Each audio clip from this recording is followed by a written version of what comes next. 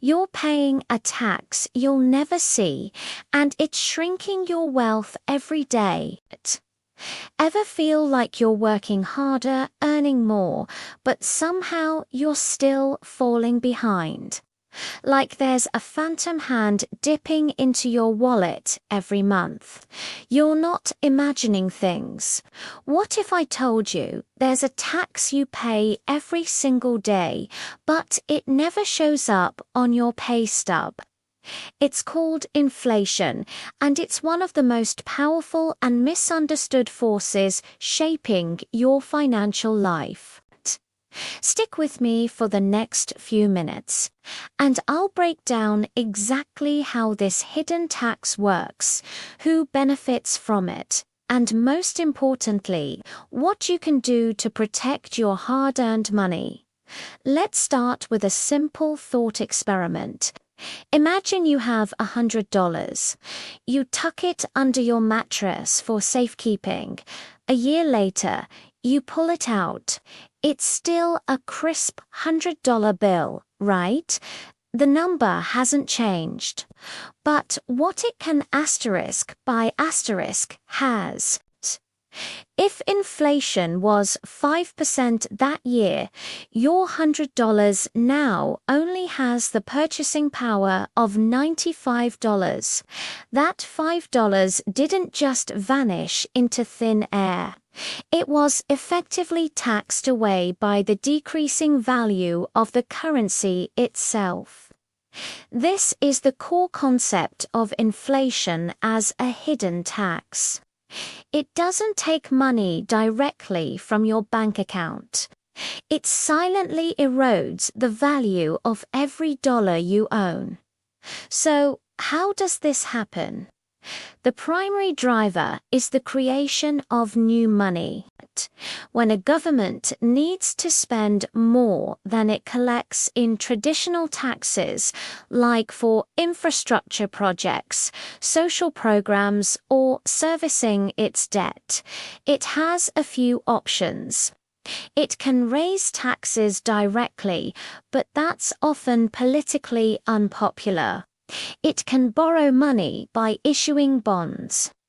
Or its central bank can, in effect, create new money. When this new money enters the economy, it increases the total supply of currency, chasing the same amount of goods and services. Think of it like a pizza. If you have a pizza cut into 8 slices and 8 people, everyone gets 1 slice. But if you suddenly have 16 people and the same 8-slice pizza, each slice is now worth much more, or you have to cut them in half. In the economy, when more money is printed, the value of each individual dollar goes down. Prices for everything from groceries to gas have to rise to compensate. Your $100 buys fewer slices of pizza. Now, you might be thinking, who actually benefits from this? This is where it gets really interesting. The first and biggest beneficiary is often the entity that gets to spend the new money first. The government. Remember that government debt we talked about? Let's say the government owes $1 trillion. If it can create inflation, the real value of that debt shrinks over time. It's like borrowing $100 from a friend, and by the time you pay them back, that $100 only buys what $90 used to.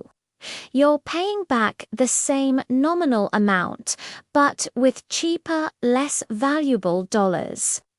For the largest debtor in the world, the government, this is an incredibly convenient way to manage its massive obligations. Inflation is a way to default on debt, but slowly and quietly, without an official announcement. Large corporations with significant debt can also benefit in a similar way. They can pay back their loans with future, less valuable currency. Furthermore, large institutions and the wealthiest individuals are often the first to receive this new money through loans or government contracts. They get to spend it before it circulates widely and causes prices to rise for everyone else. This is known as the Cantillon effect. They get the full purchasing power of the new money, while by the time it trickles down to the average person in the form of wages or payments, prices have already started to increase. This widens the wealth gap, as those closest to the money printer benefit at the expense of those furthest away.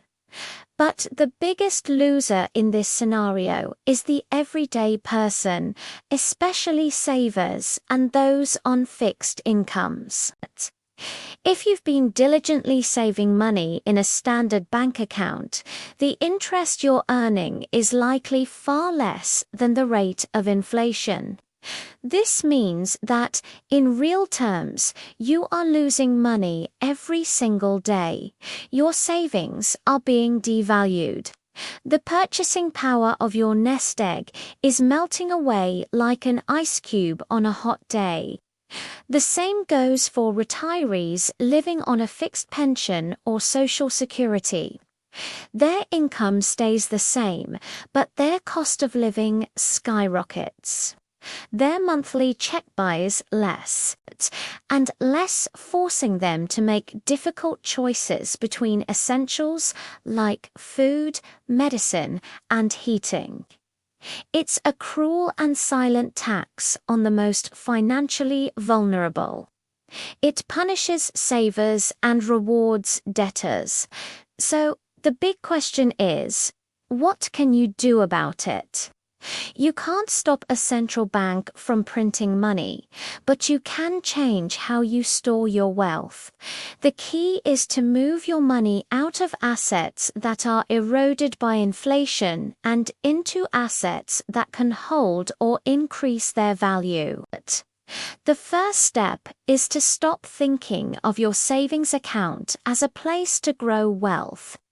It's a place for an emergency fund, for liquidity, but not for long-term savings. The cash sitting there is losing value. Historically, people have turned to what are called hard assets.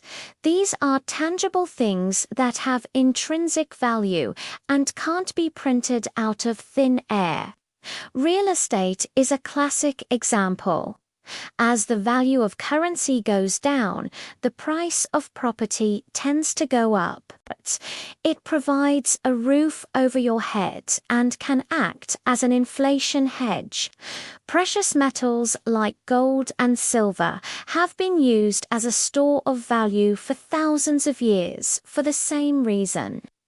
Their supply is limited, and they are not tied to any single government's fiscal policy.